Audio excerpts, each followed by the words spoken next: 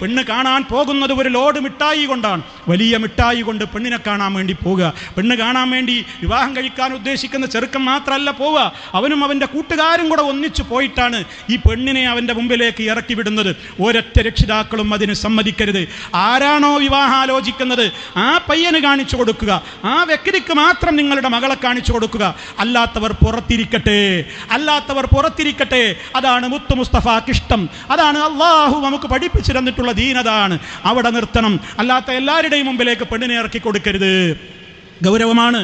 അതേപോലെ തന്നെ വിവാഹത്തിൻ്റെ ഒക്കെ കണ്ടൊക്കെ പെണ്ണൊക്കെ ഇഷ്ടമായി കഴിഞ്ഞു എന്ന് കണ്ടാൽ പിന്നെ ഒരു ഉറപ്പിക്കാൻ പോകലുണ്ട്. അവിടെയാണ് ഈ ഒരുപാട് ലോഡ് മിഠായി, എല്ലാ താത്തമാരുടെ കൈകളിലും മിഠായിയുടെ ബാഗ്, മിഠായി കൊട്ടകൾ, ഒരു ലോഡ്, ഒരു വാഹനത്തിൽ നിറയെ മിഠായികൾ, പെണ്ണും ആണും കുട്ടികളും ഒക്കെ താങ്ങി പിടിച്ചിട്ട് ആ വീടിൻ്റെ ഒരു റൂം നിറക്കാൻ മാത്രം മിഠായിയുമായിട്ട് പോവുകയാണ്. എന്തിനാണ് സഹോദര സഹോദരി ഈ ആർഭാടം? എന്തിനാണ് ഈ അധിക ചെലവ്? എന്നിട്ടോ അതിൻ്റെ കൂട്ടത്തിൽ ഒരു സിമ്മ് കൊടുക്കും, കാണാതെ കണ്ടിട്ടും കൊടുക്കും, മൊബൈലും കൊടുത്തു, സിമ്മും കൊടുത്തു. പെണ്ണ് ഇവൻ്റെതായി എന്നാ ധാരണ. നിക്കാഹ് കഴിയാതെ എടോ നിന്റെ പെണ്ണല്ലാതെ അവൾ അന്യ പെണ്ണാണ്. പിന്നെ അത് മുതൽക്ക് അവളോട് ചാറ്റിംഗ് ആയി, അവളോട് സംസാരങ്ങളായി. പലപ്പോഴും ഇവൻ്റെ ശരിയായ സ്വഭാവം ഇവൻ്റെ ചാറ്റിങ്ങിലൂടെ മനസ്സിലായപ്പോൾ ചില പെൺകുട്ടികളൊക്കെ ആ വിവാഹം വേണ്ടാന്ന് വെച്ചിട്ടുണ്ട്. ഈ വിധത്തിലൊക്കെയുള്ള കാര്യങ്ങൾ ഈ സമൂഹത്തിൽ നടക്കുന്നുണ്ട്. രക്ഷിതാക്കളെ വളരെ ജാഗ്രത കാണിക്കണം. അവിടെയൊന്നും നിങ്ങൾ പറഞ്ഞു മാറി നിൽക്കരുത്. നിങ്ങൾ പറയാണ് ആ ന്യൂ ജനറേഷൻ അല്ലേ, ഫ്രീക്കന്മാരുടെ കാലമല്ലേ, അത് പറഞ്ഞു മാറി നിൽക്കേണ്ടവരാണോ ഉമ്മ ഉപ്പ? നിങ്ങളല്ലേ ചെലവിന് കൊടുക്കുന്നത്, നിങ്ങളല്ലേ അവിടെ ആ കല്യാണം നടത്തുന്നത്. അത് മറ്റുള്ളവർക്ക് വിട്ടുകൊടുക്കുവാനുള്ള വേദികളല്ല. കല്യാണത്തിൻ്റെ തലേന്നും അതിൻ്റെ തലേന്നുമൊക്കെ ഹെൽദി എന്ന പേരിലും അതുപോലെ തന്നെ മെഹന്തി എന്ന പേരിൽ മൈലാഞ്ചി കല്യാണവും, ഹെൽദി എന്ന പേരിൽ മഞ്ഞക്കല്യാണവും, പിന്നീട് അങ്ങോട്ട് ചെറുക്കം വരുമ്പോൾ പടക്കം പൊട്ടിക്കലും, JCBയിൽ ചെക്കനെ കൊണ്ടുവരലും, കുതിരപ്പുറത്ത് കൊണ്ടുവരലും, അതുപോലെ തന്നെ കേക്ക്, കക്കൂസിൻ്റെ മോഡൽ കേക്ക് ഉണ്ടാക്കി തീറ്റിക്കലും, അതുപോലെ തന്നെ ഏതെല്ലാം മോശപ്പെട്ട വിധത്തിൽ ശവപ്പെട്ടിയിൽ വരെ പുതുമളവാളം പെണ്ണിൻ്റെ വീട്ടിലേക്ക് യാത്ര പോയ നാടാണ് കേരളം എന്ന് നിങ്ങൾ മനസ്സിലാക്കണം. ഇത്ര വൃത്തികെട്ട സംസ്കാരം ഈ സമൂഹത്തിൽ നടക്കുമ്പോൾ മുസ്ലിയാക്കന്മാർ അവിടെ പോയിട്ട് നിക്കാഹ് ചെയ്ത് കൊടുക്കാൻ പോവുകയാണ്. മഹല്ല് കമ്മിറ്റികളെ നിങ്ങൾ ജാഗ്രത പാലിക്കണം. അത്തരം തോന്നിവാസങ്ങൾ ഉണ്ടെങ്കിൽ അവിടേക്ക് നിക്കാഹിന് ഞങ്ങൾ വരില്ലെന്ന് പറയാനുള്ള ആർജവം കാണിക്കണം. നിങ്ങൾ അള്ളാഹു അല്ലാത്തവരെ വിളിച്ചു പ്രാർത്ഥിക്കാൻ പാടില്ല എന്ന് പറഞ്ഞതിൻ്റെ പേരിൽ മക്ബറ വിലങ്ങുന്ന നിങ്ങൾ, വീടുകൾ വിലങ്ങുന്ന നിങ്ങൾ, ഇത്തരം ജാഗ്രതയുള്ള ഇത്തരം മോശപ്പെട്ട കാര്യങ്ങൾ ചെയ്യുന്ന ആളുകൾക്കെതിരെയാണ് നിങ്ങളുടെ ഊറ്റം കാണിക്കേണ്ടത്. റബ്ബിനിഷ്ടമില്ലാത്ത, അള്ളാഹുവിൻ്റെ റസൂല് കഠിനമായി വെറുത്തിട്ടുള്ള കാര്യങ്ങളാണ് വിവാഹത്തിൻ്റെ ദിവസം നടക്കുന്നത് മുഴുവനും. തോന്നിവാസങ്ങൾ, മദ്യക്കുപ്പികൾ പൊട്ടിക്കലുകൾ, വെടിപൊട്ടിക്കലുകൾ, അതേപോലെയുള്ള മണിയറകളിൽ കയറിയിട്ടത് വൃത്തികേടാക്കൽ, അവിടെ കേടുപാടുകൾ വരുത്തൽ, എന്തെന്ത് രൂപത്തിലുള്ള കാര്യങ്ങളാണ്. സ്റ്റേജ് ഷോകൾ, പെണ്ണിനെ അണിയിച്ചൊരുക്കി പല്ലക്കിൽ അണിയിച്ചൊരുക്കി കൊണ്ടുവരൽ, ഇപ്പോൾ വലിയ രഥത്തിലേറ്റി കൊണ്ടുവരലും തുടങ്ങിയിട്ടുണ്ടെന്ന് കേൾക്കുന്നു.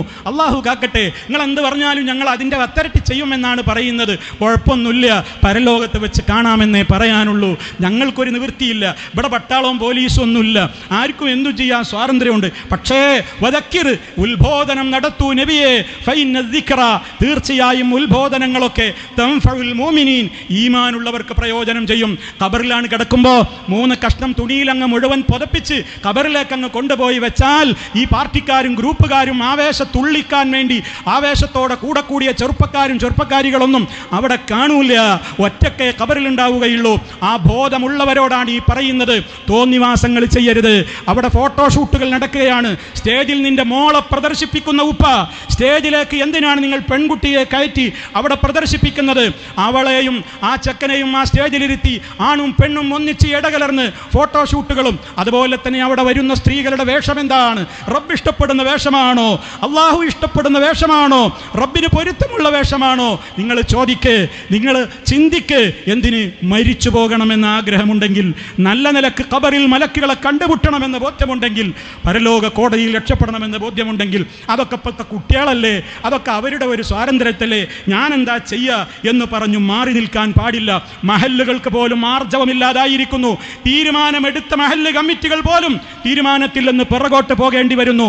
എന്താ കാരണം? തീരുമാനമെടുത്ത മഹല്ല് കമ്മിറ്റിയുടെ വീട്ടിൽ അങ്ങനെ നടക്കുന്നത്. പിന്നെ അവർക്കിത് പറയാൻ പറ്റുമോ?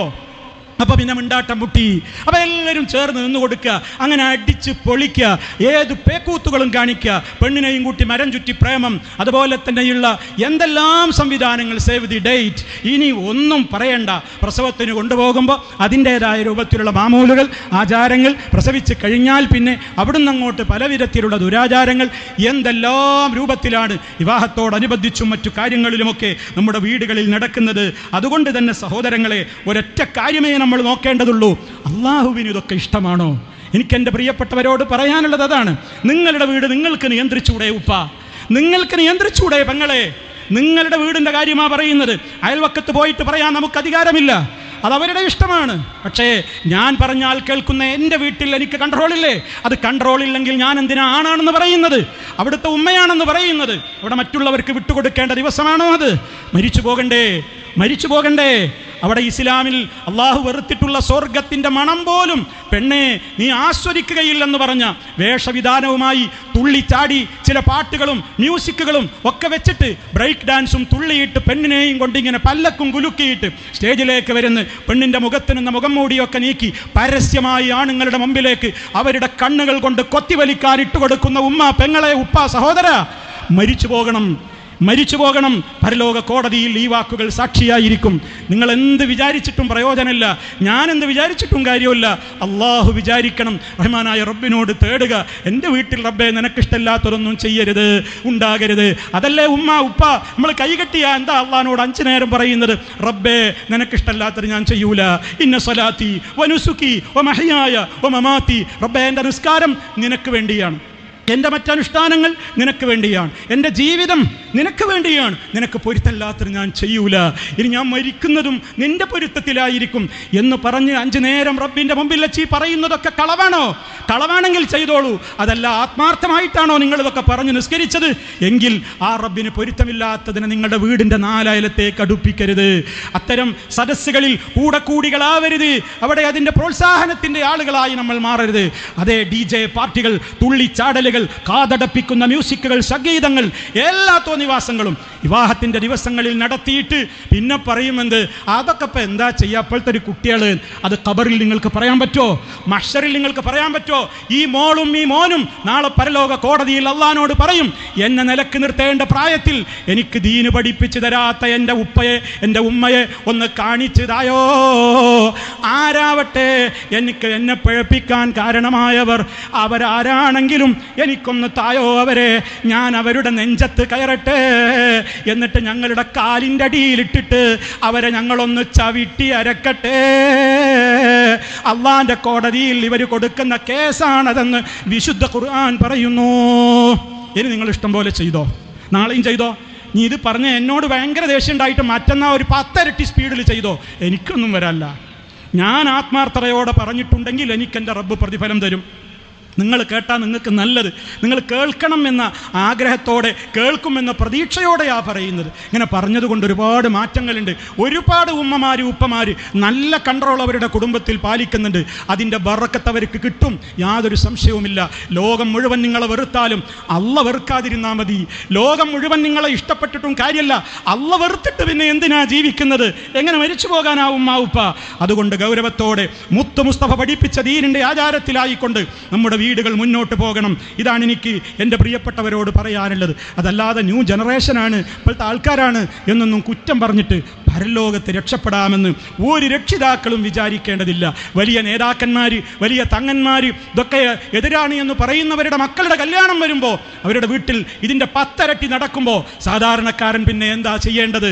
സാധാരണക്കാരൻ പിന്നെ എന്താണ് ചെയ്യേണ്ടത്? സമുദായ നേതാക്കളെന്ന് പറയുന്നവർ, മാതൃക കാണിച്ചു കൊടുക്കേണ്ടുന്നവർ, സകല വേക്കൂത്തുകളും അവരുടെയും വിവാഹ വീതികളിൽ നടക്കുമ്പോൾ സമൂഹം എന്താണ് പിന്നെ മനസ്സിലാക്കേണ്ടത്?